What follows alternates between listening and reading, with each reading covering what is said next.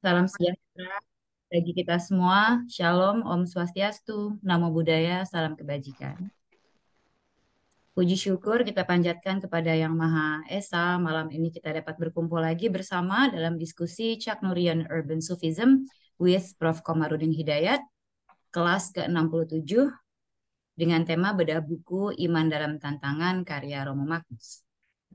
Sebelum diskusi dibuka, izinkan kami menyampaikan sedikit tata tertib. Mohon untuk para peserta menonaktifkan mikrofon dan sesi pertanyaan akan dilaksanakan setelah paparan dari para narasumber kami selesai.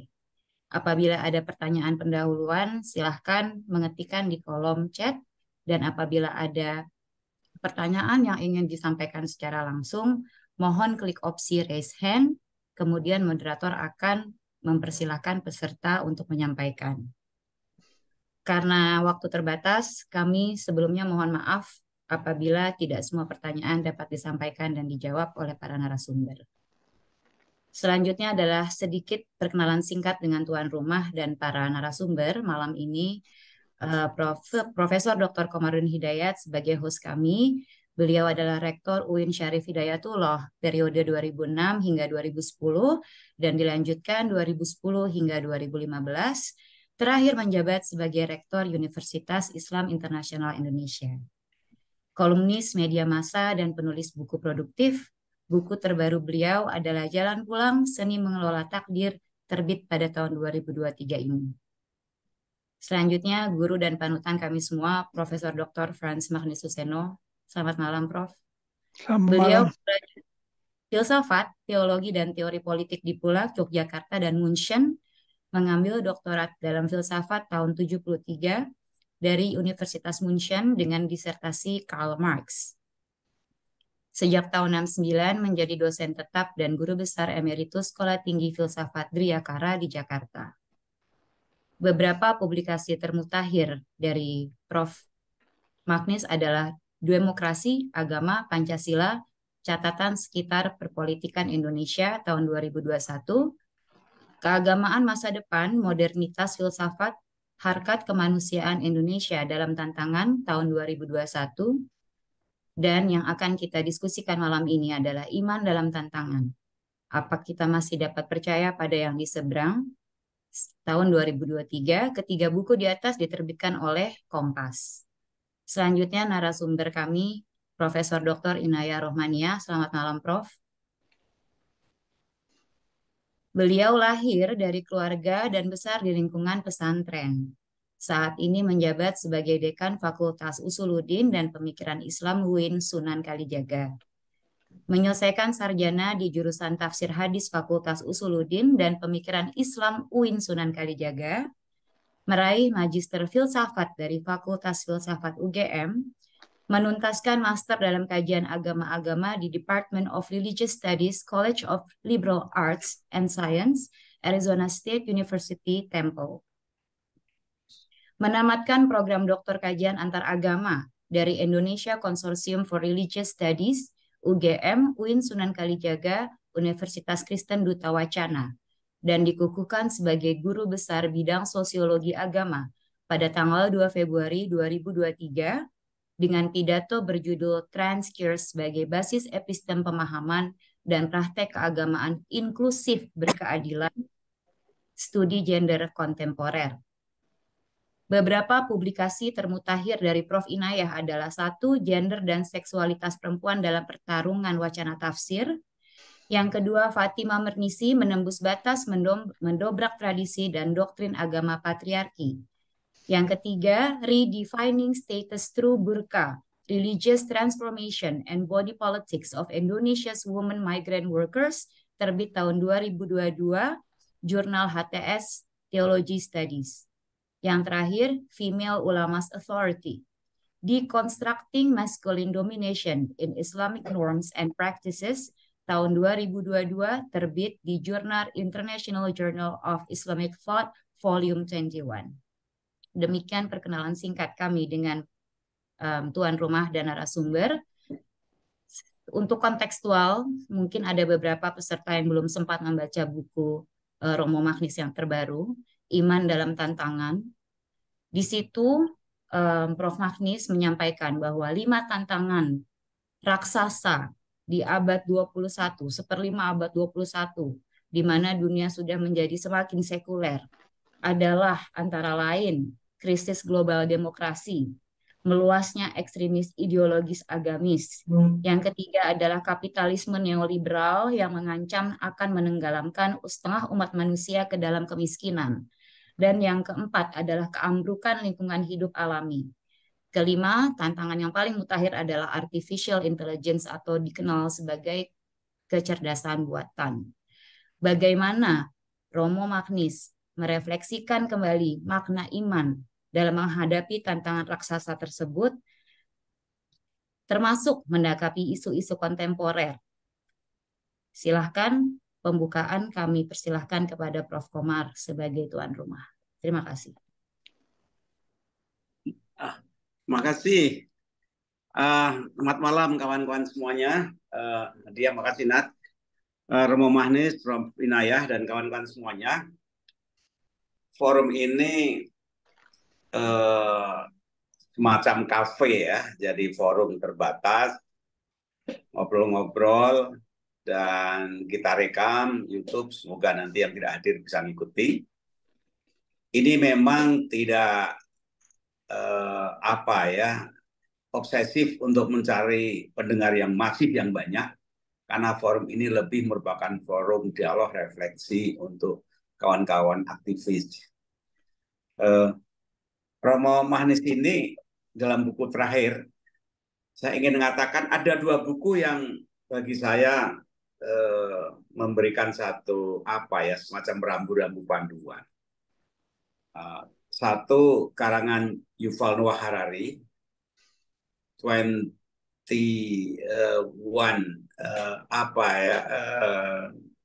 Lessons for 21st Century, ya, 21 pelajaran untuk abad ke-21. Nah, yang kedua buku Romo Magnis ini, Iman dalam Tantangan. Dua buku itu hemat saya punya titik singgung, dan mungkin saja Romo Magnis juga terinspirasi oleh buku ini setelah baca buku-buku dari Yuval Noah itu, salah satunya. Saya melihat buku ini, Romo Magnis melihat masalah secara kritis, bukan putus asa, bukan pesimis, tapi kritis. Dan Romo Magnis tetap percaya pada kekuatan iman dan nalar sehat. Pengalaman di Barat, walaupun terjadi berbagai disrupsi serangan pada agama, tapi agama tidak mati, tapi agama kemudian bangkit, melakukan rejuvenasi, rethinking tentang dirinya, dan saya sependapat dengan Romo Magnis ini. Agama tidak akan mati, tapi agama dipaksa atau dituntut untuk melakukan pemikiran ulang, perumusan ulang, sesuai dengan atau meresponi tantangan yang ada. Oleh karenanya, bagi saya, iman dalam tantangan ini merupakan satu pergumulan historis, intelektual, dan kita diuntungkan agama itu punya pengalaman panjang. Dan dari pengalaman itu sesungguhnya kita cukup valid untuk melakukan berbagai proyeksi, hipotesa, dan juga langkah-langkah ke depan. Karena semaju apapun, nyatanya agama itu tetap dibutuhkan. Dalam ungkapan ini, apa kita masih dapat percaya pada yang di seberang sana? Jadi di sini agama memberikan satu makna dan arah hidup, sementara sains itu memberikan satu penyelesaian yang teknikal, walaupun memang sains lama-lama jadi saintisme, punya pandangan filosofi based on scientific argument, tapi hemat saya keberangkatannya wilayahnya tetap beda antara agama dan sains. Memang kadang-kadang terjadi benturan, terjadi irisan, terjadi perebutan domain wilayah, tapi kalau ditelusuri secara ontologis memang berbeda kita memandang agama dan sains. Nah, terakhir saya ingin menyampaikan bahwa abad ini mungkin kita bersyukur ya, kita menyaksikan, mengalami, terlibat satu disruption atau tikungan sejarah, temuan-temuan yang sangat luar biasa, ada AI, dan ada pandemi, dan sekian banyak hal. Hemat saya, kita akan berada pada the loser side, orang yang kalah, atau kita berada pada orang yang bingung, atau kita berada pada orang yang mencoba kritis, memaknai, memberikan pemikiran konstruktif terhadap isu-isu ini. Nah, forum ini secara sadar hemat saya kita ingin mengajak, ayo kita jangan berhenti, jangan jadi korban disruption, karena dari dulu sampai kapanpun sejarah ya seperti ini. Nah, bagaimana kita berada pada pihak yang sadar. Kalau istilah Rangga Warsito, sing eling wan waspodo, gitu. Hanya eling waspadanya itu tentu sekarang diperkaya dengan variabel data-data lebih luas lagi. Kemudian yang terakhir ya, saya melihat di sini Romo Manis juga menyinggung kapitalisme, sosialisme itu semuanya awalnya baik. Betul-betul ada perhatian untuk membangun peradaban, untuk menciptakan kenyamanan kepada kehidupan manusia. Yang satu berangkat dari kolektivisme, menekankan kebersamaan, yang satu individualisme, kemerdekaan, achievement, dan sebagainya. Dan itu masing-masing menunjukkan prestasinya. Masing-masing punya kekuatan. Hanya saja mengkritik di sini, keberhasilan dari kapitalisme itu memang luar biasa, memberikan kebebasan individu sehingga manusia bisa berinovasi, eksplorasi sedemikian bebas, menciptakan GNP dengan bebas, tapi gagal melakukan satu pemerataan pada manusia. Sehingga sekarang ini kapitalisme pun juga dipertanyakan. Sebagaimana komunisme, sosialisme itu some extent juga berhasil, tapi juga dia mengalami satu rethinking tentang dirinya. Ide-ide kapitalisme juga mulai diadopsi, dan semua ini hemat saya merupakan satu eksperimentasi sejarah. Nah, pertanyaan akhirnya, agama itu sekarang di mana? Apakah agama itu masih bisa menjadi panduan seperti dahulu? Atau agama itu bagian dari peradaban, kebudayaan? Atau agama itu memang above those ideologies yang seberang sana? Karena dalam sehari-hari itu perilaku orang, betulkah masih eh, apa ya, efektif dipandu oleh agama seperti zaman dahulu atau kehidupan di desa-desa? Sekarang nyatanya mungkin tidak. Kalau pinjam Immanuel Kant itu pertanyaannya, betulkah kita itu jarang merdeka sih sekarang ini?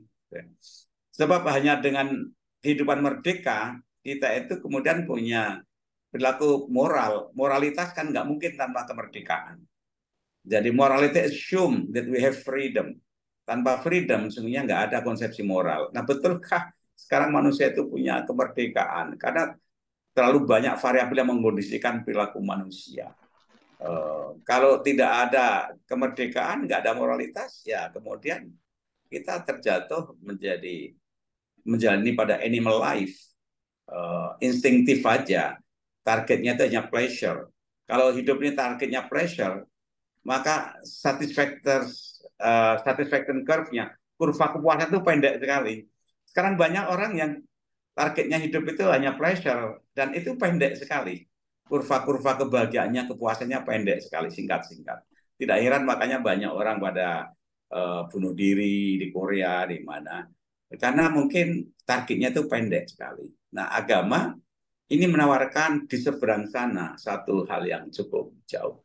Ini sekedar sebagai satu apa yang saya tangkap sekilat. Nah, ini nanti ada narasumber penulis yang ahlinya, nanti bisa kita berdialog mendengarkan lebih lanjut.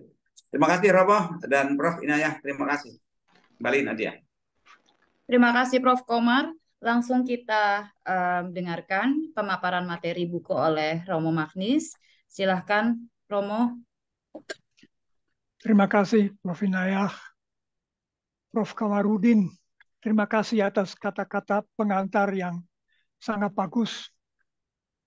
Betul, saya tentu membaca buku-buku Yuval Harari itu yang sangat menantang. Saya anggap sangat menarik buku ini, yang saya anggap dia tidak berhasil betul menjawab pertanyaan yang mendorong saya dalam buku ini. Lalu agama akan bagaimana, itu tidak banyak dia bicarakan. Dia menghindar dari itu.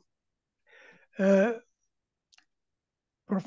Nadia, Bung Pradana, teman-teman, saya akan sedikit menjelaskan saja mengenai buku saya ini.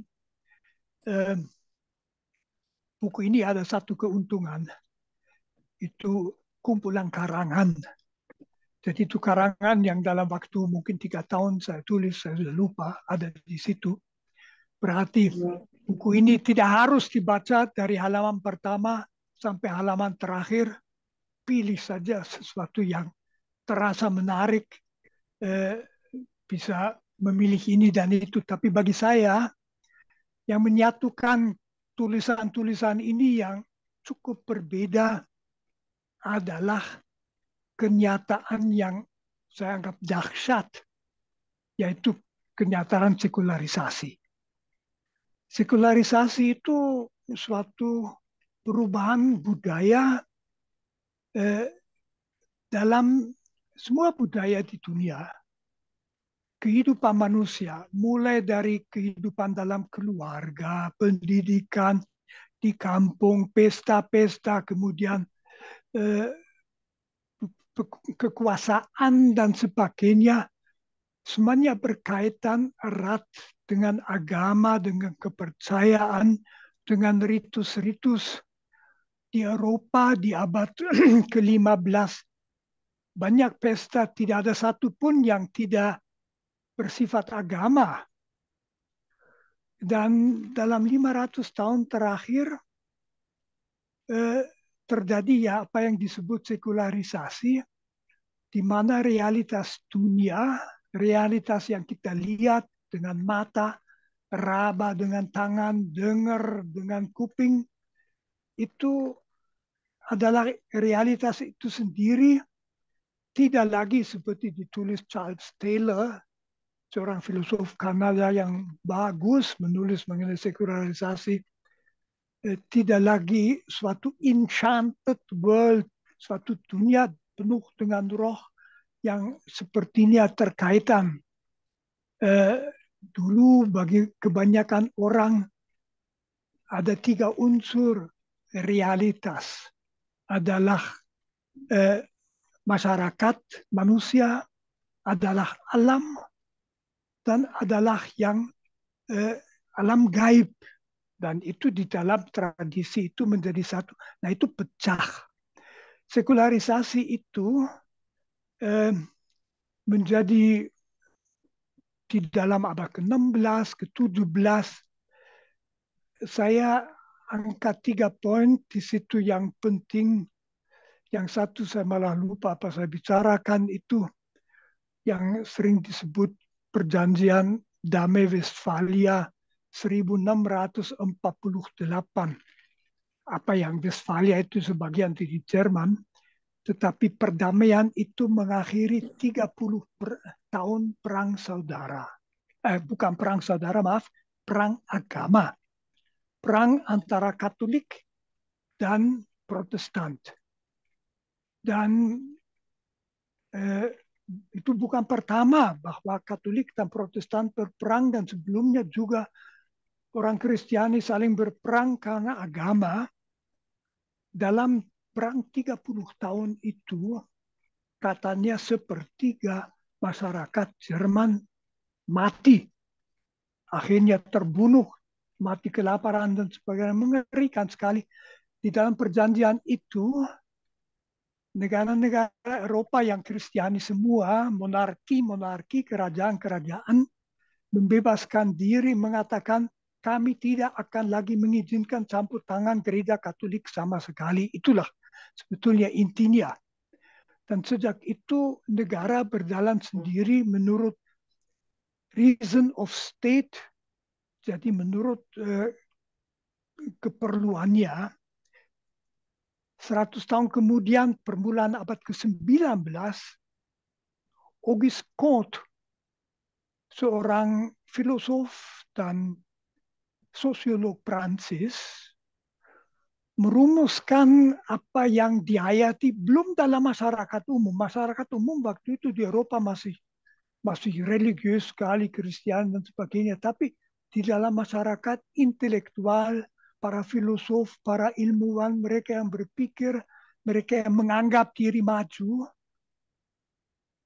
dia merupakan hukum 3 tahap bahwa umat manusia menjadi dewasa secara intelektual lewat 3 langkah. Pertama itu lewat agama dan takhayul, kedua itu filsafat, ketiga itu ilmu, pengetahuan.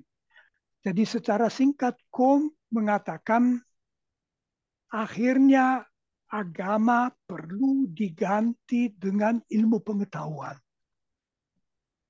Nah, lalu datang suatu kenyataan yang luar biasa, yaitu Charles Darwin tahun 1858. Dia menulis bukunya mengenai evolusi. Dia menulis kan waktu itu di Kristianitas, Islam berbeda sedikit. Kristianitas percaya bahwa dunia diciptakan dari tangan Tuhan sekitar 7-8 ribu tahun yang lalu, dan dalam waktu 6 hari mulai dengan langit, bumi, cahaya, gelap, dan segala macam binatang, tumbuhan binatang, pada hari ke-6 diciptakan manusia, Adam dan Hawa, ditempatkan dalam Firdaus, tetapi karena mereka berdosa, mereka kemudian diusir dari Firdaus dan mulailah sejarah manusia. Nah,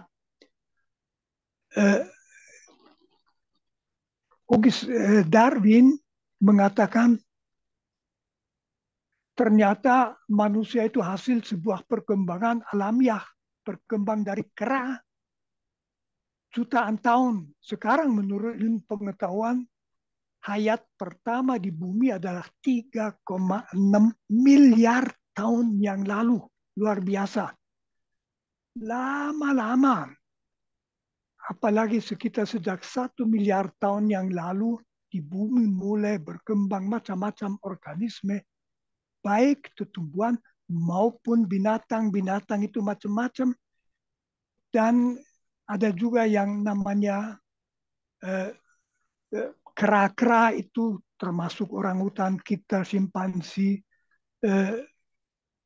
Di situ muncul lalu yang Pithecanthropus australis, dan dia masih seekor kera.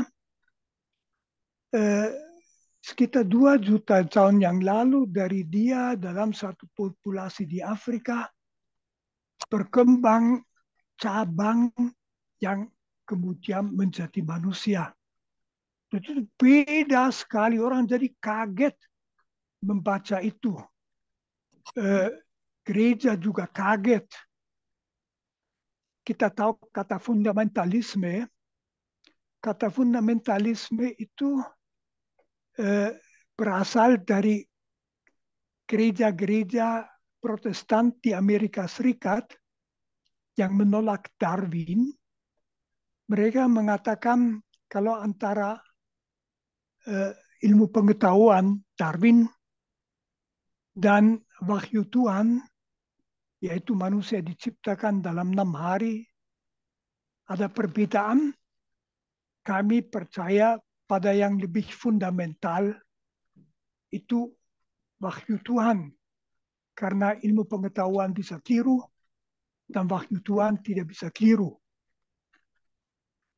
Karena itu di Amerika Serikat sampai sekarang masih ada gereja-gereja yang menolak ajaran evolusi dan berpegang pada apa yang ditulis dalam kitab pertama Perjanjian Lama. Saya tidak mau masuk di situ, tapi tentu itu sesuatu shock. Timbul pertanyaan, apakah hipotesa Allah masih dibutuhkan? Pertanyaan yang tajam itu. Itu berarti dulu seakan-akan kita butuh Allah untuk menjelaskan apa yang ada di alam raya. Tetapi dengan ilmu pengetahuan, dengan kita tahu hukum alam, kita bisa menjelaskan semuanya secara alamiah. Sekarang kita tahu dari Big Bang 14 miliar tahun yang lalu sampai sekarang, semua perkembangan itu mengikuti hukum alam. Tidak perlu ada Tuhan campur tangan. Apa Tuhan masih diperlukan? Tentu lalu muncul juga pertanyaan, tempat agama itu di mana? Tentu sekularisasi punya macam-macam arti. Salah satu arti negara sekuler adalah negara tidak ditentukan oleh menurut ajaran salah satu agama. Saya kira di Eropa negara semacam itu yang terakhir Spanyol. Spanyol sampai tahun 1972 masih mengakui gereja Katolik sebagai agama yang resmi. Yang lain-lain ya boleh, tetapi tidak dianggap betul-betul. Nah ini sekarang tentu bebas. Di Indonesia pun kita mendasarkan diri tidak pada agama, tetapi pada Pancasila yang bisa diterima oleh semua agama. Lalu Tuhan di mana? Lalu agama di mana? Ini salah satu pertanyaan yang saya bahas dalam tulisan-tulisan pertama yang ada di dalam buku saya ini. Lalu bagian kedua buku saya itu mengenai tantangan yang kita hadapi. Tadi Prof. Inaya atau Pak Nadia menjelaskan betul, saya angkat 5 tantangan yang amat besar bagi umat manusia, yaitu yang tadi disebut Pak Komarudin, neokapitalisme, neoliberalisme. Saya lihat itu sekarang sudah di Afrika. Di Afrika ada negara yang sepertinya akan hancur. Dan akhirnya akan dibiarkan oleh kapitalisme, tidak menarik, biarkan membusuk. Negara-negara yang ekonominya maju cukup. Negara di Jerman, seperti Jerman saja. Jerman itu negara yang kaya dengan banyak undang-undang sosial. Sekitar 30% orang Jerman pada akhir bulan perlu mengurangi makan karena uangnya tidak cukup. Bayangkan, itu tidak terjadi di salah satu negara Afrika, di Jerman itu. Amerika Serikat juga demokrasi mundur, kapitalisme. Tentu lalu itu diisi oleh fanatisme dan bagaimana kita. Lalu tantangan yang kita hadapi di Indonesia. Salah satu poin yang mau saya buat di dalam tulisan ini adalah mengenai Pancasila. Soalnya Pancasila justru karena itu menjadi nilai-nilai, cita-cita, dan etika resmi perpolitikan Indonesia, sering orang punya kesan terlalu banyak dibicarakan. Misalnya sesudah reformasi lalu sewaktu tertentu tidak banyak dibicarakan, kita sering dengar orang muda mungkin merasa itu saja. Saya sendiri berpendapat bahwa Pancasila itu sesuatu keuntungan besar, sesuatu yang amat bagus dirumuskan. Saya juga mengagumi Bung Karno terus terang saja.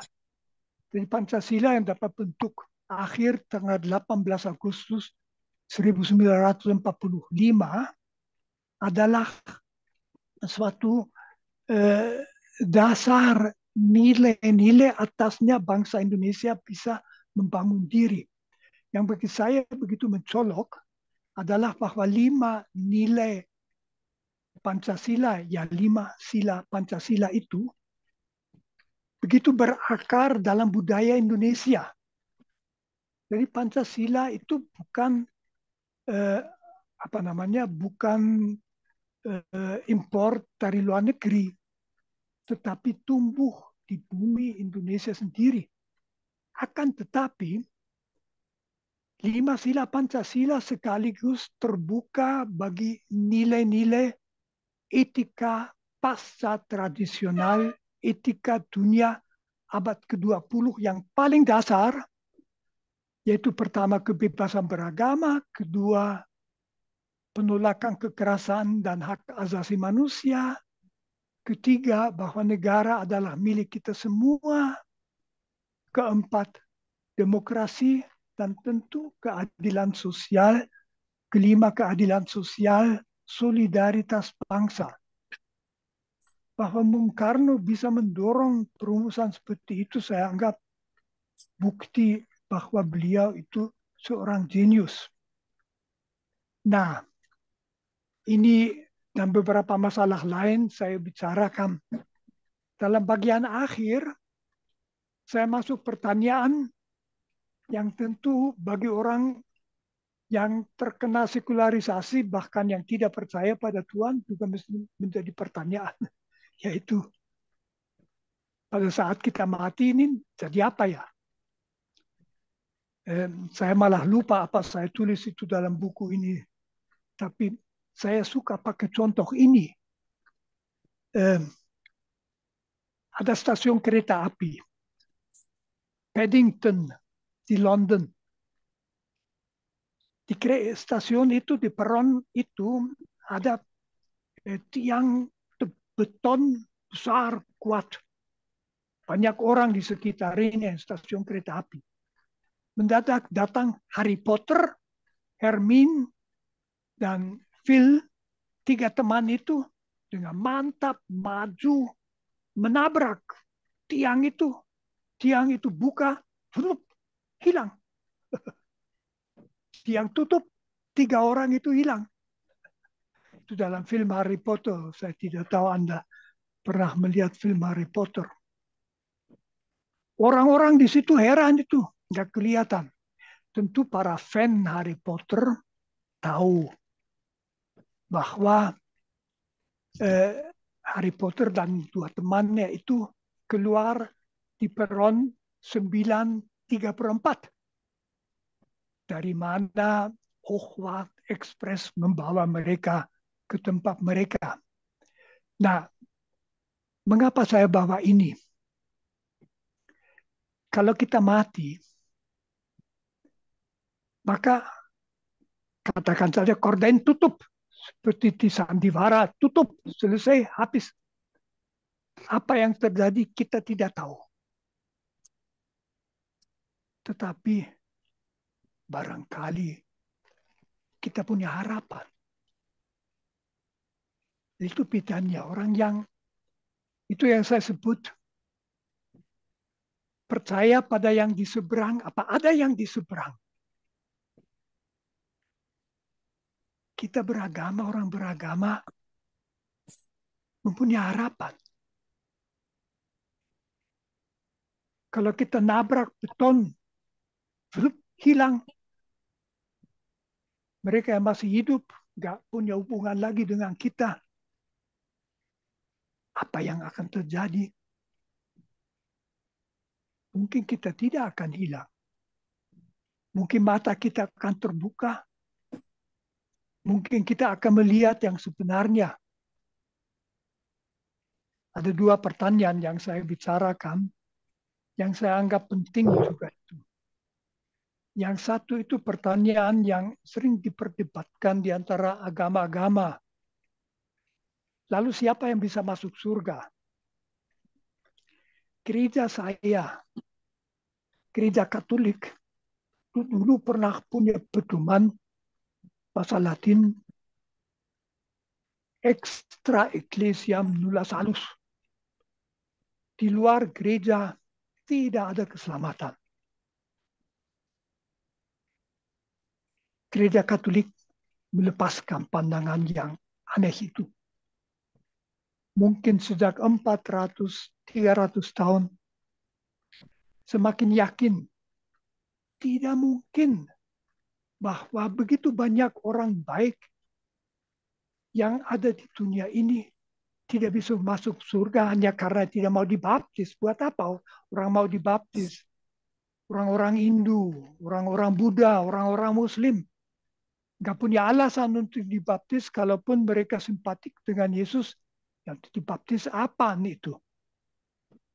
Itu akhirnya oleh gereja saya, gereja Katolik, dalam Konsili Vatikan kedua tahun 1965 saya kira diputuskan itu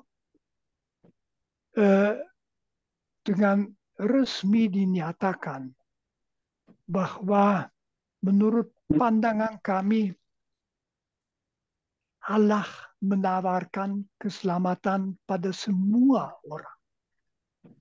Bukan hanya bagi yang dibaptis, bahkan bukan hanya pada orang yang percaya pada Allah. Kalau orang tanpa kesalahan tidak bisa percaya pada Tuhan, tapi berusaha hidup menurut suara hati, dia akan selamat. Yang terakhir itu tentu di Indonesia masih asing. Di Eropa ada banyak orang ateis. Jerman saya baca tahun yang lalu pertama kali kelompok ateis adalah kelompok tidak beragama, belum tentu ateis semua, adalah kelompok terbesar. Yang kedua kelompok Katolik 28%, 3 Protestan 27%, 4 Islam 6%, itu Jerman. Jadi jumlah mereka yang tidak percaya sama sekali pada kematian, pada hidup sesudah kematian adalah tinggi. Dan pengalaman bahwa orang yang tidak percaya pada Tuhan belum tentu kurang baik daripada orang yang percaya pada Tuhan. Saya sendiri dalam keluarga saya terus terang saja ada adik yang ateis. Kami dekat sekali. Saya tidak pernah periksa dia. Tidak ada gunanya periksa dia.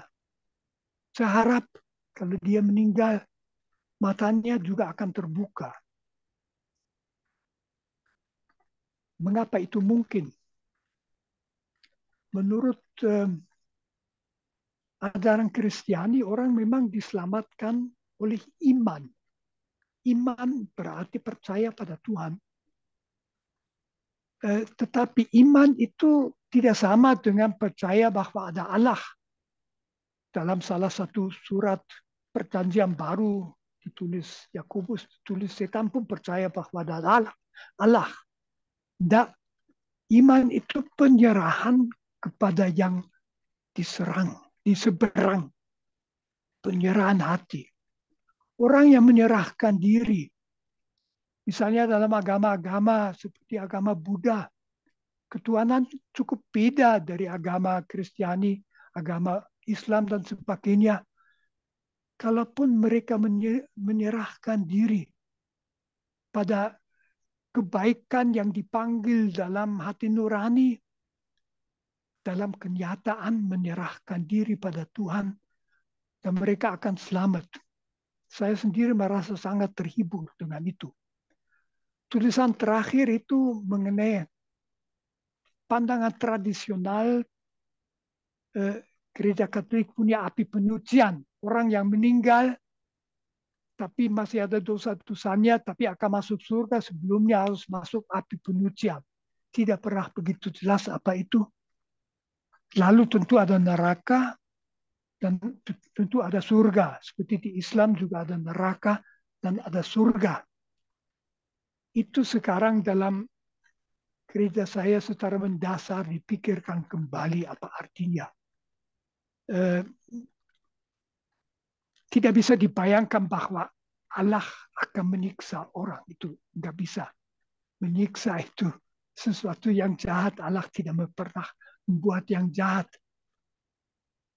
Allah rasa bahwa orang yang berhadapan dengan Allah, dia akan merasa bahwa ia banyak salah dalam hidup, akan merasa malu, akan merasa bahwa mungkin banyak ada korban juga. Kalau ia menyadari itu, menyesali itu, sedih, mohon pengampunan akan diberikan. Tentu kalau orang di hadapan Allah, umpamanya itu ada, orang di hadapan Allah mengatakan dengan sombong, aku tidak perlu pengampunan, ya udah. Dia melihat bahwa pengampunan itulah pintu masuk ke dalam surga. Dia tidak akan masuk. Nah, kata terakhir saya memang merasa seperti juga dikatakan Pak Komarudin tadi, sebetulnya itu tidak lagi khas Katolik ya. Ini pertanyaan-pertanyaan yang mungkin muncul bagi banyak orang yang beragama, yang percaya pada Tuhan, pada Allah, percaya bahwa ada hidup sesudah kematian. Pertanyaan yang saya ajukan juga di bagian terakhir sebetulnya tidak khusus Katolik. Banyak Kristiani yang tidak punya pendapat supaya ini saya lontarkan ini, saya kira dan ini saya berhenti saja. Terima kasih.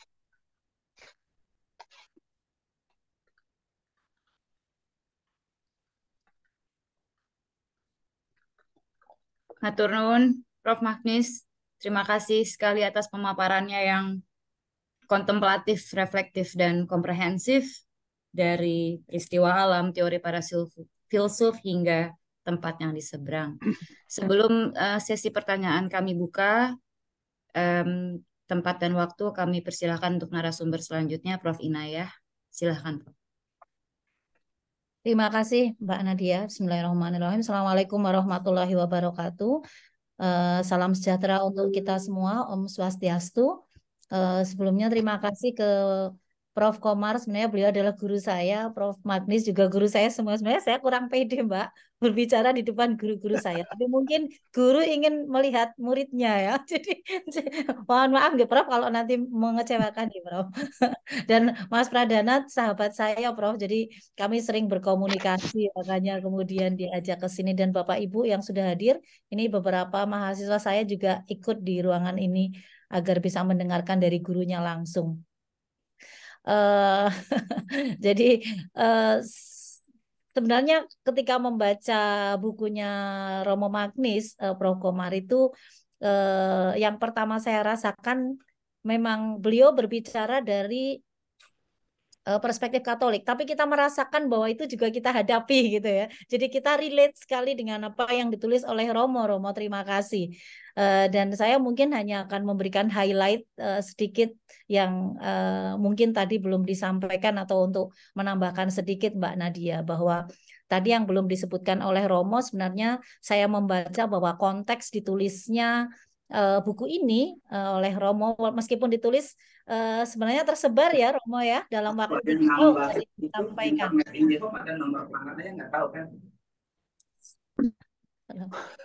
Gak apa-apa Prof. Bocor. Betul apa-apa Prof. Nah, yang pertama ini juga sekali lagi menjadi concern kita semua Romo. Saya yang ada di UIN, yang ada di Fakultas Usuluddin dan Pemikiran Islam, semua muridnya Romo Magnis di fakultas kami itu juga merasakan apa yang menjadi concern Romo bahwa demokrasi yang tadinya sebagai harapan gitu bahwa nanti akan di abad ke-20 akan apa ya akan membawa manusia lebih beradab, bebas, damai, ternyata justru mengundang krisis ya. Ternyata krisis berjalan. Jadi demokrasi ini mana? Ilusi gitu kata Romo Magnis ya. Dan juga Romo banyak memberikan contoh ya agresi Rusia terhadap Ukraina, ketegangan antara Amerika dan Cina. Sehingga sekali lagi saya meng-highlight ungkapan Romo bahwa demokrasi itu adalah ilusi.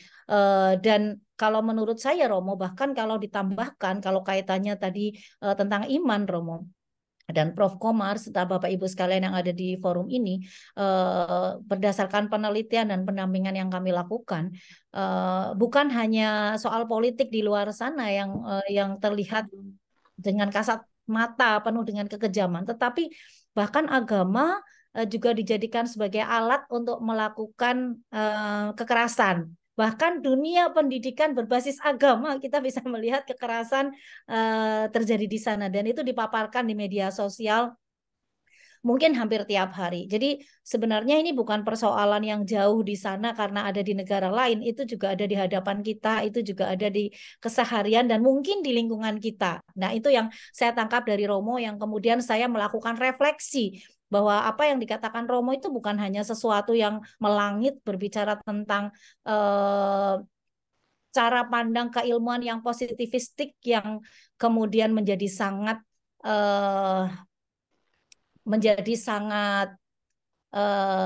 berorientasi materi gitu kira-kira ya Romo ya, karena Romo juga mengatakan bagaimana proses sekularisasi pasca era modern itu kemudian memunculkan apa yang disebut dengan segregasi antara dunia yang tadinya serba ruh menjadi dunia yang serba material. Dan pertanyaan Romo, jadi gimana ini masa depan agama? Saya kira itu, dan benarkah bahwa ilmu pengetahuan bisa menggantikan agama? Cuma mungkin atau saya terlewat membaca, Romo tidak memberikan background mengapa Renaissance muncul dan mengapa kemudian muncul era yang disebut dengan era modern. Nah, itu mungkin terlalu panjang kalau membahas ya Romo. Tapi itu ada yang menarik, Prof. Komar, tulisan dari Asghar Ali Engineer. Beliau pernah menulis Is Renaissance Possible in Islam?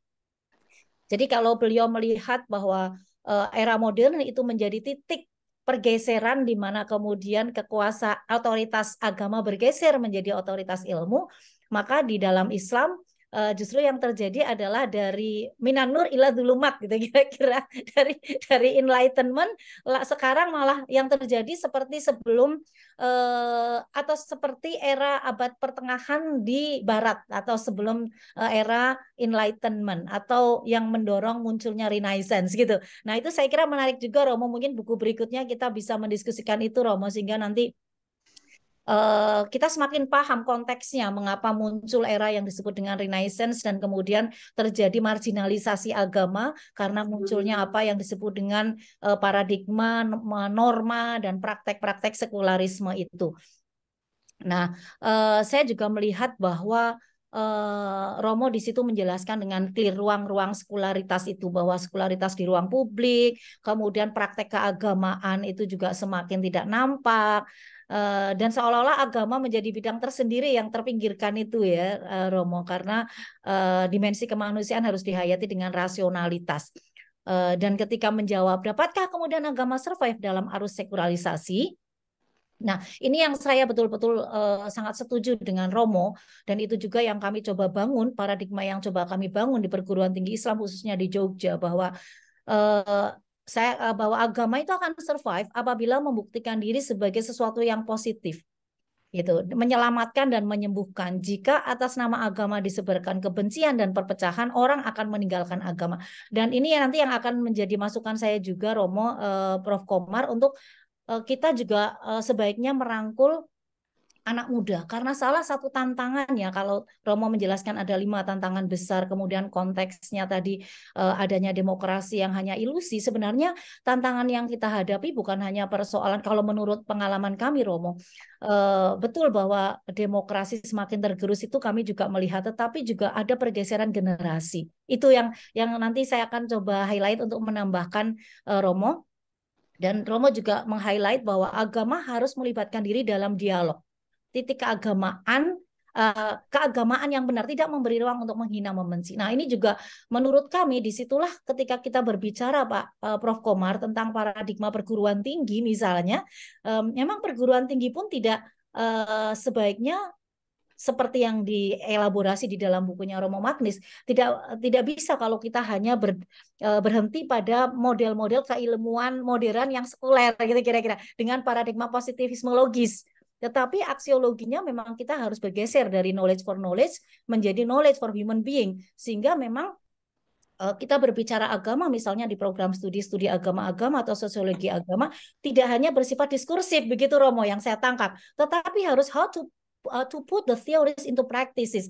Jadi perbincangan tentang agama itu tidak hanya berhenti pada wilayah teori, tetapi harus ditunjukkan prakteknya, apakah teori itu bisa di bawah kerana praktek. Dan itu yang sebenarnya juga menjadi problem, karena kita melihat penelitian di perguruan tinggi itu seringkali justru hanya melahirkan penelitian yang lain, tetapi tidak menjadi basis untuk membuat sebuah praktek atau untuk melakukan praktek-praktek yang sesuai dengan kalau dalam tanda petik ya, yang sesuai dengan kemanusiaan, yang bermanfaat bagi kemanusiaan, kira-kira seperti itu. Nah, saya setuju sekali dengan apa yang disampaikan oleh Romo, dan itu seharusnya memang mengejawantah bukan hanya di ruang-ruang dialog keagamaan, tetapi juga bahkan di perguruan tinggi itu. Dan yang saya tangkap juga, yang mungkin bagi Bapak Ibu dan mungkin teman-teman dari Usuludin yang ikut bergabung di sini, bahwa Romo meng-highlight tentang adanya pergeseran makna filsafat, di mana filsafat tanpa disadari, kata Romo, ini saya mengutip pernyataan Romo, bahwa sudah hampir 4.000 tahun yang lalu di daerah Palestina terjadi suatu peristiwa yang mengakhiri peran filsafat sebagai sumber utama tentang kebijakan, yaitu lahirnya agama. Jadi ternyata di sisi lain Romo juga memperlihatkan bahwa bagaimana filsafat yang awalnya tumbuh sebagai dasar untuk menumbuhkan cara berpikir, menumbuhkan norma, dan menjadi rujukan praktek yang bijak, ternyata kemudian mengalami pergeseran karena ada agama, yang kemudian persoalannya adalah filsafat dianggap bertentangan dengan agama, begitu ya Romo ya. Dan itu menarik sekali karena kemudian juga filsafat yang tadinya digunakan untuk berpikir tentang mendalam tentang keberadaan Tuhan sebagai kausa prima, kemudian bergeser itu, bahkan kemudian memunculkan para filosof di abad ke-17 dan 18 yang menganut deisme. Nah, ini yang saya lihat juga dalam konteks Indonesia, Romo dan Prof. Komar. Mungkin kita bisa melakukan survei, Mas Pradana, bahwa anak-anak muda sekarang itu banyak yang sudah, kalaupun tidak dikatakan deisme, mungkin agno. Jadi mereka mengaku Katolik tapi tidak ke gereja. Mereka mengaku Muslim tapi tidak sholat, tidak puasa. Dan itu terjadi di berbagai perguruan tinggi, terutama perguruan tinggi umum, dan saya yakin di perguruan tinggi berbasis agama pun banyak. Tidak usah jauh-jauh, anak-anak kami yang kuliah di perguruan tinggi, mereka kalau mau sholat nyari teman itu sudah susah, Prof. Komar. Mereka jawabnya, aku udah sholat kemarin lah, sekarang males gitu. Aku nggak butuh sholat, katanya gitu.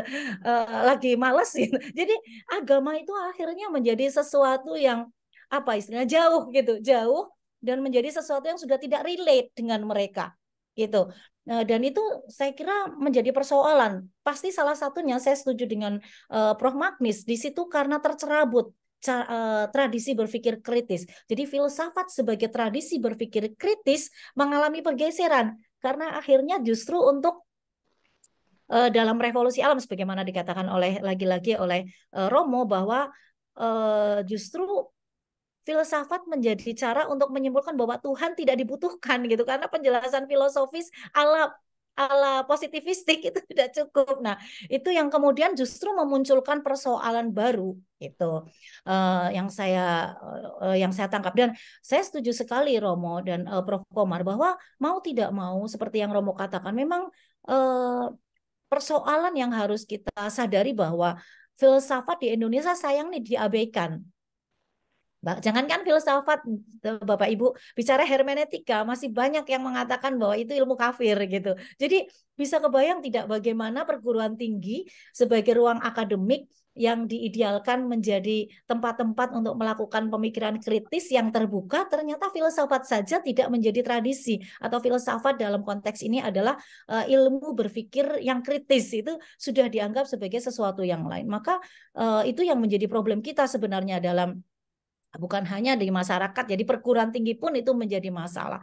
Dan saya lagi-lagi meng-highlight menurut ini yang tadi juga belum disampaikan oleh Romo Magnis, bahwa saya setuju dalam konteks ini ketika filsafat kemudian dipinggirkan, kemudian agama menjadi tidak relate karena agama yang dikedepankan adalah yang penuh kebencian, hatred, agama yang hanya dipakai untuk kepentingan politik, tadi itu ruang-ruang sekularisme, sehingga agama pun dipakai hanya untuk kepentingan-kepentingan politik praktis gitu, yang pragmatis, sehingga kemudian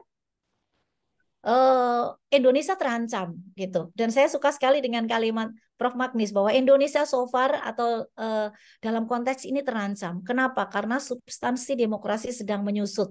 Kebebasan menyatakan pendapat dibatasi, padahal tadi seperti di-highlight oleh Prof. Komar bahwa tidak ada freedom maka tidak ada moral, gitu ya Prof ya. Gimana kita membangun moralitas tanpa freedom? Sementara sekarang kita melihat berbagai hal, bahkan undang-undang IT yang sangat membatasi kebebasan kita semua. Intoleransi yang berakar pada komunitas dan budaya ini juga menjadi tantangan bagi kita semua, dan pasti intoleransi juga muncul dari pemahaman agama yang dalam tanda petik tadi yang menegasikan filsafat itu, dan ideologi agama menjadi sangat ekstremis dan akhirnya menjadi radikal. Dan pandangan solutif yang diberikan oleh Romo adalah bahwa Pancasila memang tidak boleh dilepaskan atau diganti. Saya pernah presentasi di Arizona State University, Romo. Saya menggunakan istilah Pancasila adalah syariah ala Indonesia, Islamic syariah ala Indonesia itu ya ya Pancasila gitu. Dan saya setuju sekali seperti yang disampaikan Romo Magnis. Memang kalau sampai ada keinginan melepaskan atau mengganti Pancasila, ya jelas itu Indonesia akan sangat terancam gitu kira-kira Romo.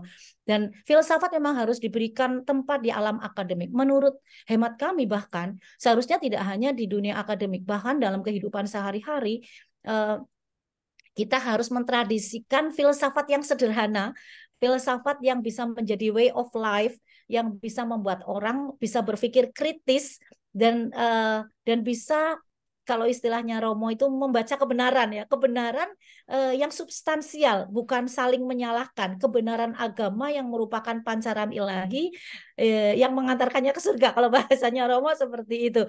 Nah, maka menurut saya memang filsafat sebagai ketajaman analisis, sikap kritis itu memang mau tidak mau adalah menjadi tantangan dan menjadi keharusan, sekaligus keharusan kita untuk apa istilahnya ya, untuk mentradisikan. Dan saya kira sebenarnya Romo, kalau mulai dari akademik mungkin terlalu luas. Betul kalau kita memang dosen atau guru. Tetapi yang paling mungkin dilakukan adalah dimulai dari keluarga. Maka menurut saya Prof. Komar, sebenarnya tradisi berpikir kritis yang menjadi ciri khas dari filsafat itu bisa dimulai dari ruang-ruang skup yang lebih mungkin dilakukan, yaitu ruang keluarga. Ya kalau kita mungkin di ruang kerja juga, tetapi yang tidak bisa, tidak dan sangat mungkin dilakukan adalah ruang keluarga. Dan dari ruang keluarga akan terjadi snowballing sehingga akan melebar dan melebar. Ini kata-kata yang saya quote dari Romo. Beragama tidak menuntut melepaskan penalaran, dan bernalar tidak berarti melepaskan agama. Saya senang sekali Romo, kalau saya lebih radikal lagi ngomongnya, bahwa beragama harus bernalar, dan nalar kita harus berbasis agama. Itu saya karena harus teleologis ya Romo, jadi mungkin dengan kata yang lain. Dan dengan tidak bernalar, orang tidak menjadi lebih suci. Justru dengan tidak bernalar, orang jadi tidak bisa membedakan sebenarnya dirinya ini suci atau jangan-jangan keji, gitu kira-kira. Nah, menurut kami, menurut bacaan terbatas saya sebagai murid Prof. Komar dan Prof. Magnis, saya kira yang juga perlu kita diskusikan dan menjadi konsen kita ini adalah tadi itu. Kita melihat realitas, bahkan di depan kita lahirnya generasi baru yang memiliki karakter, memiliki norma dan tradisi serta cara belajar dan tentu praktek kehidupan yang sangat berbeda dengan kita, yaitu generasi milenial, generasi Z. Sekarang ada generasi Alpha. Itu beda sekali Romo, dan itu betul-betul tantangan. Sekali lagi karena imam mereka sekarang adalah imam mereka itu adalah HP ya atau Android. Imam mereka itu Android. Jadi mereka ketika punya pertanyaan tidak berlari ke Pak Prof. Komar untuk bertanya, mereka akan cari ke Android. Dan itu bisa kebayang sumbernya dari mana, kadang tidak jelas, dan siapa yang menguasai media. Sehingga memang sumber pengetahuan sekarang untuk generasi milenial itu sangat beragam, dan mereka generasi yang sangat, dalam tanda petik, karakter-karakter menurut penelitian generasi milenial atau generasi Z juga ini cross cutting dengan generasi milenial, itu mereka generasi yang sangat instan. Itu jadi nggak mau masak, GoFood gitu Romo. Jadi bagaimana kalau pembelajaran agama kita masih sangat abstrak tadi itu, hanya diskursif, hanya ngomongin soal bahwa agama itu hanya soal neraka, pasti akan ditinggalkan gitu. Maka betul bahwa saya setuju bahwa anak-anak milenial ini yang dalam tanda petik juga dipanggil atau disebut sebagai generasi stroberi yang gampang patah semangat. Dan ini terbukti loh, Romo, Bapak Ibu, Prof. Komar, saya melakukan, saking penasaran, saya lakukan survei itu ke Kaprodi dan Sekprodi di seluruh fakultas. Menanyakan mengapa anak-anak milenial ini DO. Dan kami sangat kaget ketika jawaban mereka bukan karena tidak punya uang. DO karena patah hati. DO karena disorientasi katanya, disorientasi karena kerja, karena sehingga tidak bisa membagi waktu, karena tiba-tiba patah semangat, seperti itu. Jadi betapa rapuhnya generasi-generasi yang mereka internet apa istilahnya citizen ya. Jadi mereka lahir sudah di dunia internet, dan bagaimana ketika kita berbicara soal agama dengan generasi yang cara pandangnya, cara menerima sesuatu sebagai norma dan praktek kehidupannya sudah berbeda dengan kita. Itu juga tantangan tersendiri. Bayangan saya, mudah-mudahan saya salah. Tetapi ke depan, kalau cara kita memahami agama, cara kita mengajarkan agama kepada anak-anak generasi-generasi muda ini masih seperti cara yang tradisional, yang merasa bahwa agama dan pemahamanku paling benar, yang lain musuh, dan sebagainya, maka kecenderungannya dua.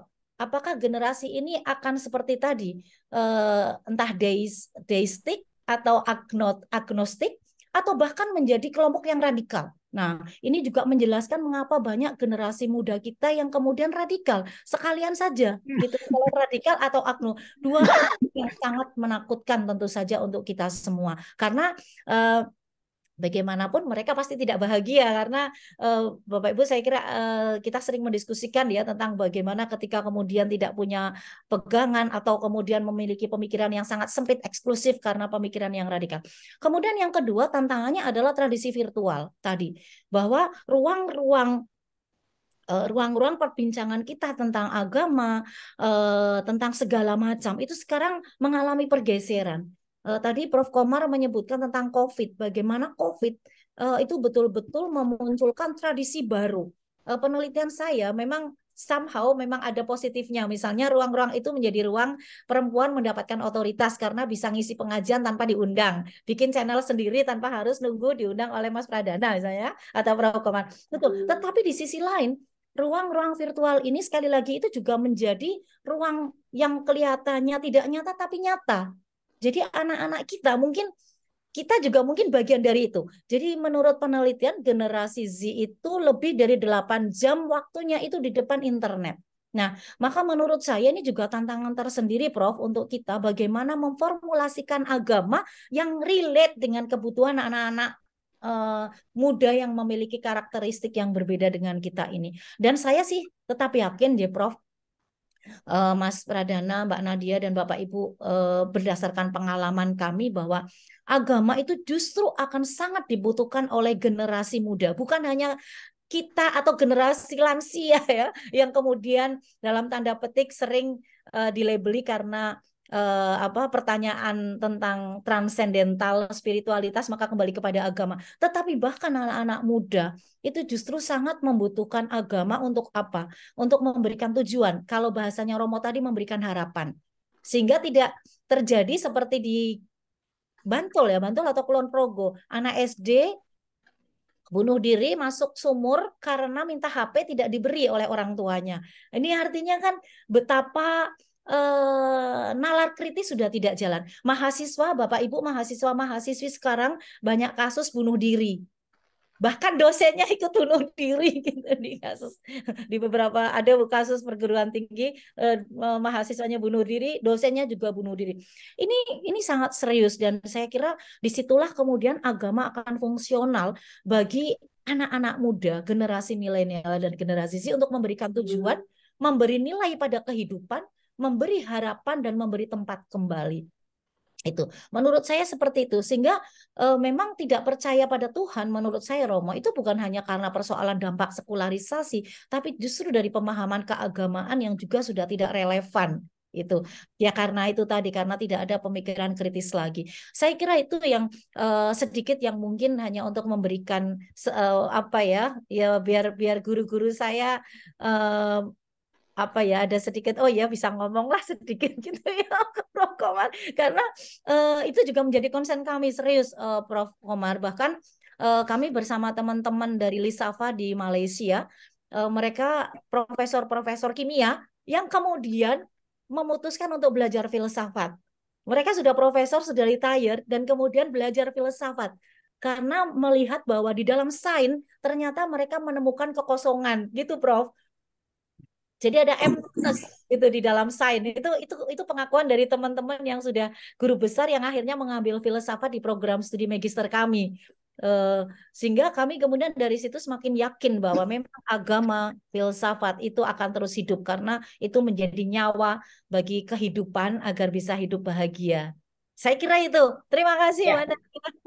Terima kasih banyak Prof. Inayah. Terima kasih banyak telah meng-highlight major concern yang mungkin belum tersentuh oleh Prof. Magnis karena keterbatasan waktu.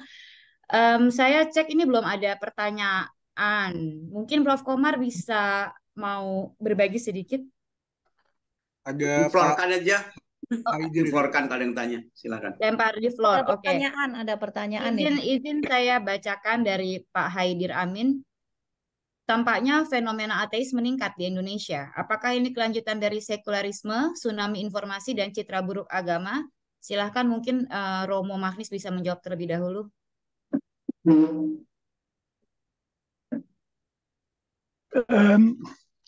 Saya kira kita harus bedakan antara sekularisasi dan sekularisme. Sekularisme adalah sikap yang anti agama. Contoh yang selalu diajukan adalah perkembangan di Prancis. Justru di beberapa negara Katolik di Eropa kita menemukan sekularisasi hanya berarti sesuatu yang duniawi, dianggap duniawi dan tidak dianggap ilahi atau sebagainya. Dalam arti ini Cak Nur Nurholis Majid dulu juga mengatakan agama harusnya sekularisasi diterima, yang duniawi adalah duniawi. Tapi sekularisme mengatakan bahwa hendaknya agama tidak berpengaruh dalam kehidupan masyarakat. Dan kita masih ingat revolusi Prancis. Revolusi Prancis negara Katolik ya. Revolusi Prancis itu menjunjung tinggi 3 nilai yang amat sangat bagus. Kebebasan, kesamaan, liberté, dan persaudaraan. Liberté, égalité, fraternité. Atas nama 3 nilai itu, revolusi Prancis membunuh, menghukum mati lebih dari 1000 pastor, suster, dan sebagainya. Bayangkan, itu menjadi suatu ini sekularisme. Permulaan abad yang lalu di Prancis dibikin undang-undang yang melarang segenap pertunjukan agama di dalam hidup publik. Yang sekarang Katolik di Prancis sudah biasa, yang justru kena itu Islam karena dengan jilbab dan sebagainya. Nah, sekularisme itu adalah sesuatu yang negatif. Sekularisasi justru tidak mesti sama dengan ateisme, tetapi memberi ruang untuk menghayati agama betul-betul. Saya malah merasa di alam tersekularisasi di Indonesia, kita di alam politik, hukum, ekonomi, kita bisa berkomunikasi dengan gampang dalam masyarakat, tidak terhindar apa ini orang Islam, orang Katolik, dan sebagainya. Nah, kalau alam itu demikian, kita justru bisa mendapat saling pengertian lebih bagus di antara agama-agama. Saya misalnya melihat di Indonesia selalu ditekankan kasus intoleransi. Ada kasus intoleransi, tapi sebetulnya tidak banyak. Yang nyata adalah bahwa dalam 50 tahun, hubungan antara misalnya gereja saya Katolik dengan Islam, baik Islam Muhammadiyah maupun Islam NU maupun Islam Komarudin Hidayat, menjadi bisa berkomunikasi dengan baik, saling mengerti, akrab, saling mendukung, itu juga sumbangan luar biasa bagi persatuan bangsa Indonesia. Jadi sekularisasi itu tidak perlu dikhawatirkan. Sekularisme itu sikap yang anti agama yang tentu kita tolak.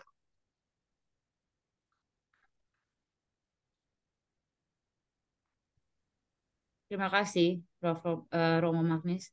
Prof. Inayah mungkin? Ya, terima kasih Mbak Nadia. Tadi pertanyaan dari Pak Haidir ya tentang fenomena ateis. Sebenarnya bukan hanya ateis ya, Mas Haidir. Ada fenomena ateisme, bahkan fenomena radikalisme seperti yang disebutkan oleh Romo Magnis ya. Itu juga banyak penelitian yang yang mengungkap tentang betapa radikalisme itu juga mengalami peningkatan. Penelitian Pew terakhir juga ya, berapa persen orang Indonesia menginginkan syariah Islam, walaupun saya mengkritisi ya tentang kategori atau terminologi syariah itu sendiri. Tapi intinya bahwa itu menjadi masalah kita bersama. Dan menurut saya jawabannya, kalau pertanyaannya apakah itu karena sekularisme, tsunami informasi, dan citra buruk agama, menurut saya seperti yang dikatakan Mas Haidir. Kalau saya merujuk misalnya pada teorinya Pierre Bourdieu, bahwa penanaman habitus itu bisa melalui 4 site atau 4 lokus ya. Yang pertama adalah memang pendidikan, Mas Haidir. Jadi kalau Mas Haidir mengatakan memahami agama saya diperlukan pikiran mendalam, paling tidak ada waktu untuk kontemplasi. Beliau menulis itu. Sementara pendidikan dan kehidupan sehari-hari saat ini tidak menyediakan itu. Nah, itu memang problem kita, saya kira, bahwa pendidikan dalam tradisi pendidikan yang ada di lembaga pendidikan yang ada di Indonesia, itu sekali lagi seperti yang tadi saya katakan sebelumnya, belum mentradisikan berpikir kritis. Bahkan lebih parah lagi loh Bapak Ibu, saya pernah diminta oleh Intervide untuk menjadi pembahas penelitian mereka tentang bagaimana agama diajarkan di sekolah favorit di Jogja. Itu. Dan ternyata memang pembelajaran keagamaan intinya adalah bahwa ya tergantung, kalau gurunya NU diajari agama itu ya seperti NU gitu. Kalau kebetulan gurunya Muhammadiyah ya agama itu ya identik dengan Muhammadiyah. Bahkan dia mengajarkan itu dengan cara beyond the wall atau in the wall ya. Yang jelas bahwa itu membuat orang, kalau saya bicara masalah anak muda, menjadi tidak relate dengan kehidupan sehari-hari gitu. Karena pembelajaran keagamaannya itu sudah tidak bisa menjawab pertanyaan yang menjadi pencarian diri dari anak muda. Misalnya nih contoh bagaimana pendidikan menanamkan keagamaan yang dalam tanda petik itu membuat mereka bingung. Misalnya nih Bapak Ibu cek silahkan di SD misalnya, itu mempelajari agama. Ini misalnya dalam konteks Islam.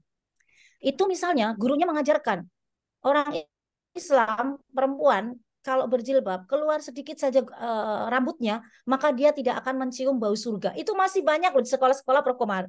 Jadi bagaimana ini?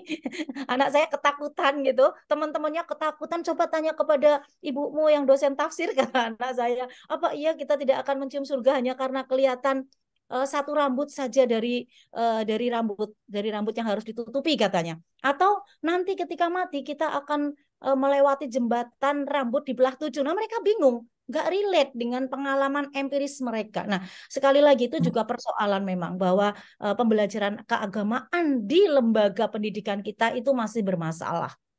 Itu. Jadi ini bukan pembelajaran keagamaan, tapi belajar keyakinan gurunya gitu kira-kira. Kemudian jadi tidak sesuai dengan sebenarnya undang-undang pendidikan yang mengharuskan pembelajaran agama harusnya membuka ruang diskusi, mencerdaskan. Itu tidak seperti itu. Kemudian yang kedua, kata Bourdieu itu memang ruangnya adalah di ruang lembaga agama. Nah, Bapak Ibu, ini juga banyak penelitian menunjukkan bahwa agama justru menjadi alat. Agama yang muncul adalah ya nggak usah alat ya, politik kita sekarang bisa ngelihat ya bagaimana. Masih untung sekarang kayaknya identitas agama nggak tahu ya, kalau dulu kuat sekali, nggak tahu ini nanti seperti apa. Tapi bagaimana agama di Indonesia itu sangat digunakan di seluruh ruang gitu Bapak Ibu. Dan itulah yang menjadi masalah karena lembaga agama itu juga tidak memberi ruang untuk melakukan kontemplasi, kritikal, tidak mentradisikan berpikir kritis, gitu kan Bapak Ibu? Sehingga yang penting, bahkan kalau pengajian nih Bapak Ibu, yang penting berangkat pengajian, mendengarkan saja dapat pahala, bahkan datang tidur pun dapat pahala. That's it. Jadi apa yang bisa kita lakukan? Ini banyak terjadi, mudah-mudahan tidak semuanya, tetapi lembaga pendidikan berkontribusi. Yang ketiga adalah jadi tadi ada lembaga pendidikan, lembaga agama, lembaga keluarga. Nah, kalau tadi pertanyaannya adalah apa yang dapat kita lakukan, saya kira the answer is family. Bahwa sebenarnya penanaman nilai ini bahwa bagaimana agar fenomena ateisme, fenomena ketidakpercayaan pada Tuhan, fenomena kekosongan jiwa itu bisa kita tumbuhkan, bisa kita bukan tumbuhkan, bisa kita apa sih ya, preventif mungkin ya, bisa kita atasi melalui ruang keluarga. Itu yang paling mungkin, menurut saya paling mungkin adalah sekali lagi melalui keluarga, karena itu bagian dari kita sendiri. We start from ourselves and then our family, baru kemudian circle kita, itu karena sekali lagi sosiolog pun menjelaskan, yakin bahwa keluarga itu mempunyai fungsi yang sangat strategis itu. Dan yang terakhir tentu adalah lembaga politik. Saya kira itu ya memang kompleks ya. Jadi Iya. gitu. Ya, terima Maaf, Prof. kasih Mbak Nadia. Sudah ada yang raise hand. Adi, silahkan. Yang pertama saya mau kasih apresiasi pada Romo Magnis ya, karena Romo Magnis melakukan apa yang beliau tulis, karena gini, di bab sekularisasi itu, pada bab akhir itu Romo menegaskan pentingnya untuk dialog antar agama, dan saya menemukan sebuah kata yang menarik nih Romo. Romo menggunakan kata sanghalik di halaman 91. Itu sebuah istilah yang biasa digunakan oleh Muslim dan Arab gitu. Tapi Romo mengucapkannya sebagai orang Katolik gitu. Jadi walk the talk lah Romo. Romo tuh melakukan apa yang Romo sendiri tulis gitu. Itu saya merasa keren sekali itu Romo. Saya merasa sebuah pilihan kata yang menarik buat saya. Satu, terus yang kedua soal tempat filsafat di dunia akademis. Mungkin ini pertanyaan buat Bu Inaya dan Pak Komar juga. Saya jadi penasaran, jangan-jangan memang tidak ada mata pelajaran filsafat sejak SMA di semua negara Muslim ya Bu? Dan apakah itu disebabkan karena warisan Al-Ghazali atau bagaimana Ibu? Makasih, itu aja.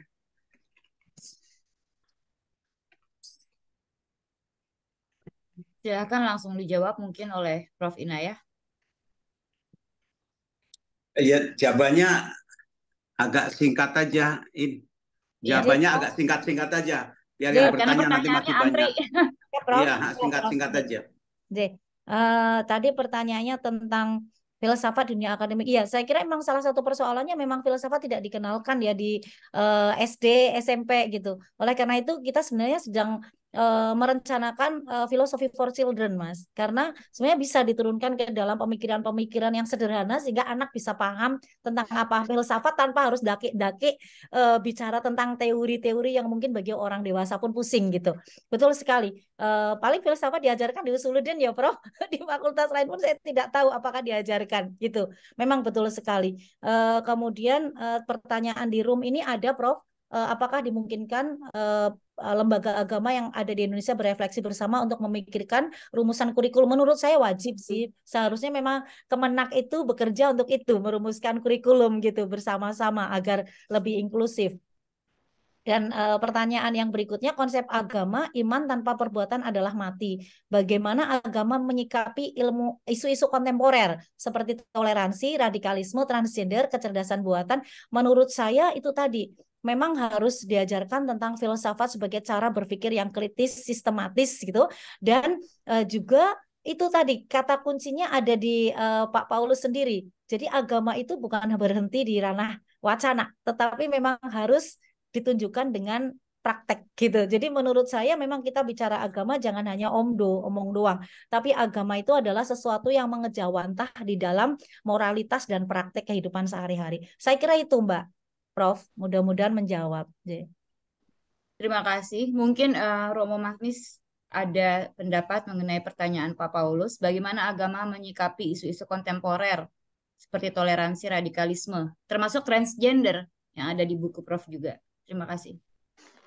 Ya, itu tentu saja tergantung dari agama masing-masing. Di dalam sebagian gereja Katolik, masalah LGBT termasuk transgender dan sebagainya rame-rame dibicarakan, dan misalnya baru saja dari Vatikan dibuat penjelasan bahwa orang transgender itu boleh dibaptis dan boleh diberi sakramen. Sakramen artinya dua-dua yang penuh rahmat, jadi mereka juga diterima.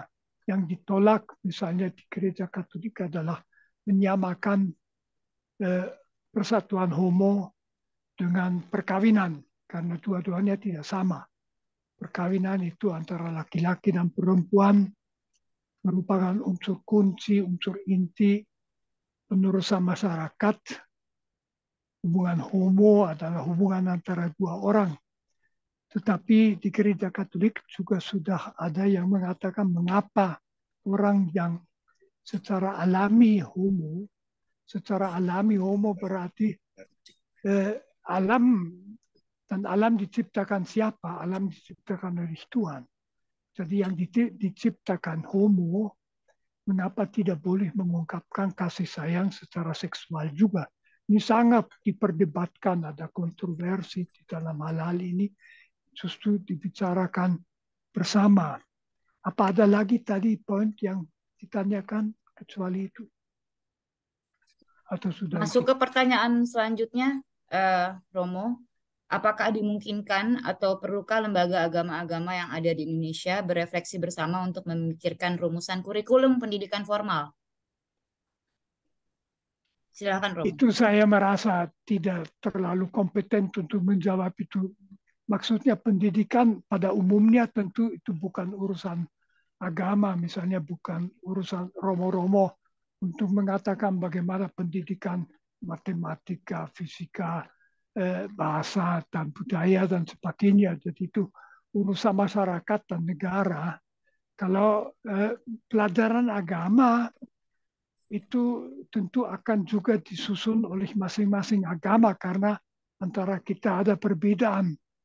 Kalau itu bisa terjadi dalam komunikasi, apalagi misalnya bagaimana orang Katolik diberi pengajaran mengenai Islam yang perlu.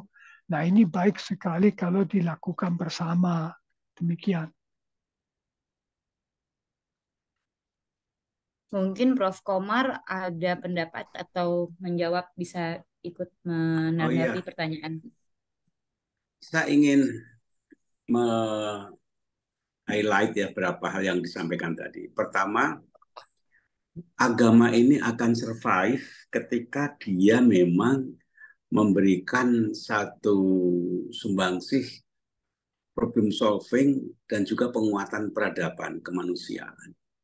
Jadi kalau agama anti kemanusiaan, anti peradaban, ya lama-lama orang akan meninggalkan. Beberapa hasil survei, tapi ini setengah diam-diam, nggak boleh terbuka ya, di beberapa negara di Iran, di Timur Tengah yang kita kenal religius, ternyata orang yang apatis dan cenderung ateis pada agama, tidak percaya pada Tuhan, itu meningkat. Kalau di Barat itu lebih terbuka, tapi di dunia Islam kan diam-diam, karena itu secara sosial nanti dia tidak aman. Tapi diam-diam sebenarnya banyak. Di Indonesia ini pun, saya ketemu beberapa kawan-kawan yang mereka tidak anti Tuhan ya, mereka tidak anti agama, tapi sebagian anti mainstream pemahaman keagamaan yang ada. Hanya saja di Indonesia beda dengan di negara sekuler, negara itu kan mewajibkan beragama. Disinilah ada satu kontradiksi. Dalam Al-Quran misalnya, sebenarnya kan tidak ada paksaan dalam agama. Tapi dalam prakteknya, boleh nggak orang tidak beragama di Indonesia ini? Itu kan agak remang-remang. Gitu. Jadi disinilah ada satu kriteria sosiologis administratif, tapi sisi lain apa bisa kita itu mengatur keyakinan seseorang? Kan tidak bisa, karena itu masalah private sekali. Jadi agama sebagai keyakinan itu sangat private, tapi kemudian sebagai warga negara itu wajib beragama. Bahkan yang fenomenal itu adalah Konghucu. Konghucu itu kan di China sana kan bukan agama, tapi di sini kan jadi agama. Jadi di situ tampak ya bahwa kalau kita bicara agama, itu agama dalam level apa? Apakah level spiritualitas yang sangat private atau sebagai satu kategori sosiologis komunalistik budaya atau agama sebagai konstruksi penafsiran? Nah ini kan beda-beda. Oleh karena itu ini juga perlu apa ya disadari kalau kita bicara soal agama. Misalnya kebebasan beragama. Ini juga di Indonesia kan jadi masalah. Yang kedua, kalau saya baca ya diksi-diksi Al-Quran, yang pertama itu kan iman. Dianjurkan beriman, orang beriman, berimanlah. Lalu iman ini melahirkan takwaan, agar engkau bertakwa. Kemudian kata-kata takwa kalau saya amati dalam kitab suci, itu mesti turunannya itu akhlak, karakter gitu. Jadi iman melahirkan takwa, takwa melahirkan karakter. Tapi antara iman, takwa dan karakter itu secara realitas empiris kadang-kadang terjadi diskoneksitas. Ada orang yang klaim agamanya tinggi, tapi karakternya itu justru rendah.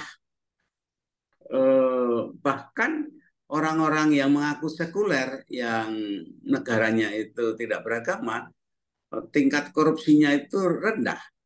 Kalau korupsi sebagai ukuran karakter, negara-negara yang humanis, rasional, itu karakternya rendah. Sementara negara masyarakat yang slogan-slogan agamanya tinggi, tapi korupsinya dan juga perhatian kemanusiaannya itu rendah.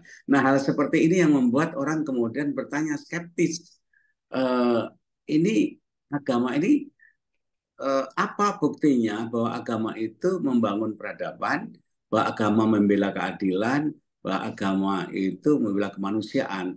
Kalau itu yang terjadi, maka jangan heran kemudian anak-anak muda ini ya dengan agama mulai dan sebagian itu tidak antusias.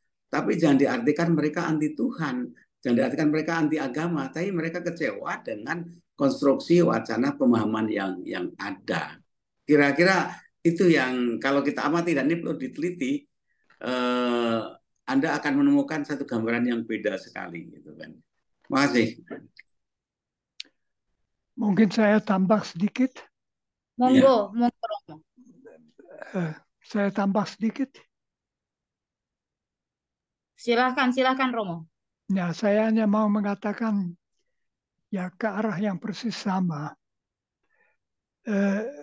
Bagi orang sekarang yang lebih bebas menentukan apa dia mau beragama atau tidak, saya kira akan menentukan apakah dalam agama dia bisa merasakan kasih Tuhan. Jadi dalam agama dia harus merasakan, agama bicara tentang Tuhan. Tuhan itu rahmat, kasih, pengampunan, penyembuhan.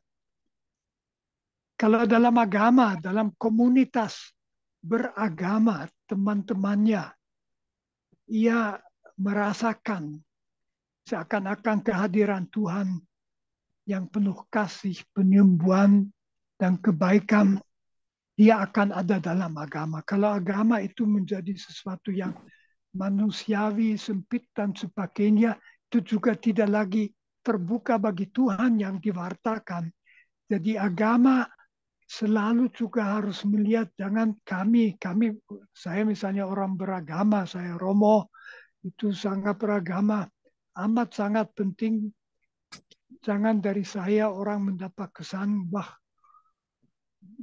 itu tertutup terhadap Tuhan. Orang harus merasa di dalam agama ketemu dengan Tuhan sebagai kasih. Terima kasih. Terima kasih banyak Romo. Waktunya tinggal 15 menit. Jadi mungkin sekalian saya minta dari Prof. Inayah sebelum ke Prof. Komar untuk closing statement.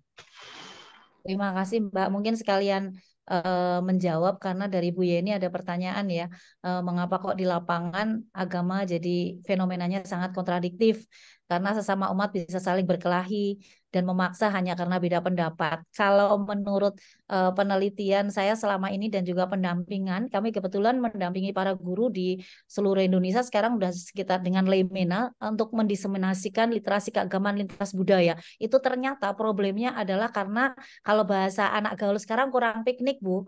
Jadi mereka merasa tahu, misalnya orang Islam merasa tahu tentang Katolik, tapi sebenarnya tidak pernah mendengar dari penganut Katolik tentang Katolik, sehingga takut bahwa mereka akan dikatolikan melalui atau dengan diberi Indomie misalnya. Itu ternyata di masyarakat sangat populer kalimat bahwa diberi Indomie agar bisa murtad itu kira-kira itu ditemukan di para guru, sehingga kami memang mensosialisasikan tentang pembelajaran yang berbasis literasi keagamaan lintas budaya. Jadi kurang piknik, kurang belajar dari banyak sumber.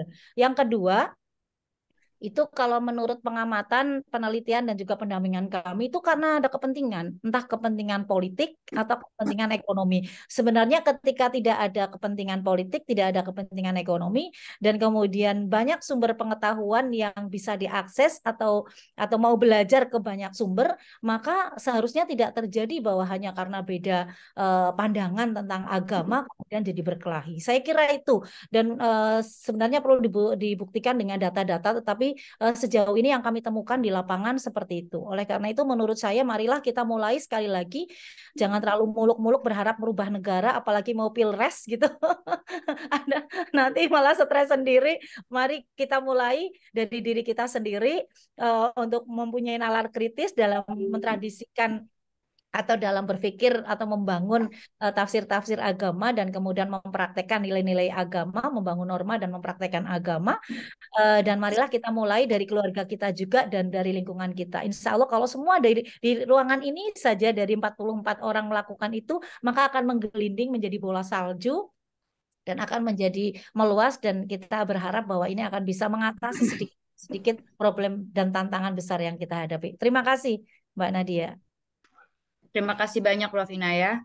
Karena waktu tinggal 10 menit lagi, mohon maaf apabila pertanyaan dan tanggapan tidak dibacakan satu persatu. Silakan Prof. Komar untuk memberikan closing statement. Iya, terima kasih pada Romo Magnis dan Prof. Inayah ya. Saya selalu concern ya, saya ulang-ulang bahwa DNA masyarakat Indonesia itu pluralitas dan religiositas.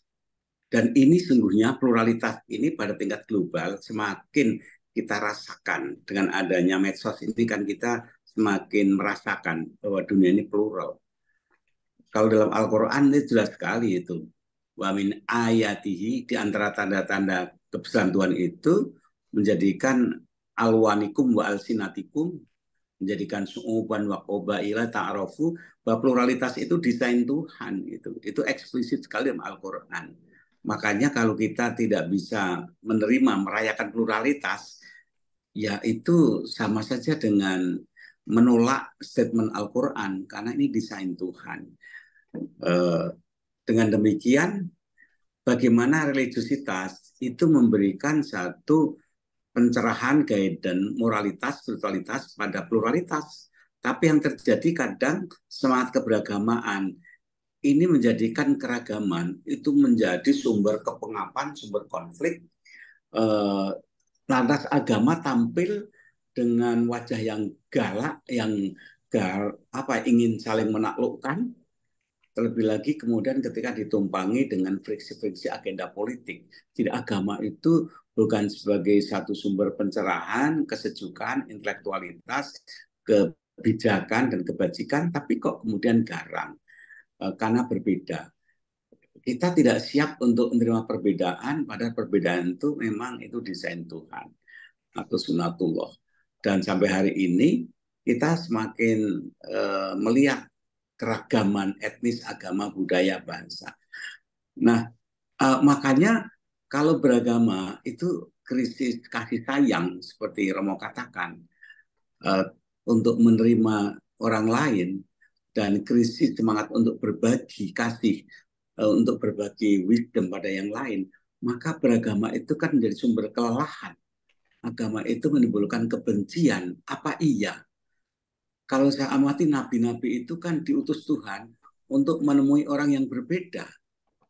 Dan dengan penuh kasih sayang, dia memahami, menerima orang yang berbeda itu, diajak dengan baik-baik.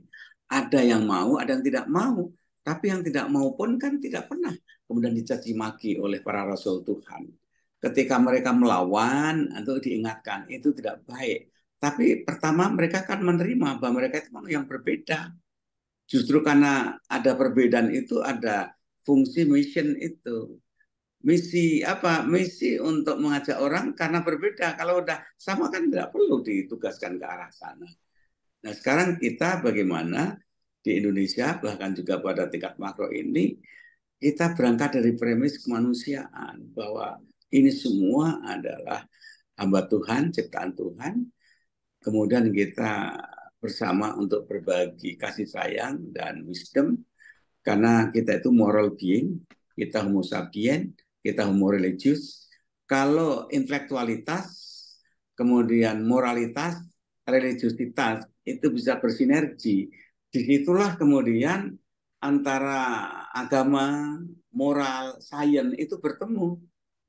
Karena kita semua kan moral being, kita semua homo sapien, kita semua religius, homo religius bertemu. Jadi bukan yang satu kemudian menjegal yang lain. Nyatanya toh tiga-tiganya bertahan dan diperlukan. Kita makhluk moral being. Kalau nggak ada moral, untuk apa sih semuanya itu sains itu? Tapi ternyata juga ada yang di seberang sana. Kita ini homo religius. Dan sebagai homo sapien, kita selalu menciptakan inovasi-inovasi sains yang tidak bisa di-stop. Agama nggak bisa menyetop itu, perkembangan sains itu. Tapi toh agama bisa ngajak dialog. Apa tujuannya, apa manfaatnya, kapan kemudian ini mau dipacu perjalanan 1, 2, 3. Ini kan bisa mempertimbangkan, karena semuanya itu kan untuk kebaikan manusia, human being. Ini aja dari saya. Sekali lagi saya sampaikan terima kasih, bahwa kalau keberagaman kita tidak berkembang bersama intelektualitas dan tidak berkembang bersama moralitas, maka kemudian agama itu akan ke pinggir gitu. Terima kasih Nat dan kawan-kawan semuanya. Alhamdulillah. Terima kasih banyak, terutama para narasumber malam ini. Romo Magnis, semoga lekas sehat. Prof. Inayah, terima kasih banyak. Prof. Komar sebagai tuan rumah dan para peserta, para hadirin. Demikian kami tutup diskusi malam ini. Semoga bermanfaat dan semoga bola salju terus bergulir. Pekerjaan rumah bersama, kita sama-sama bergotong royong. Dari kelompok sosial yang terkecil yakni keluarga, hingga negara dan dunia global. Terima kasih. Saya undur diri. Assalamualaikum warahmatullahi wabarakatuh. Waalaikumsalam warahmatullahi wabarakatuh. Waalaikumsalam. Selamat malam, Selamat segera malam. sembuh. Selamat malam.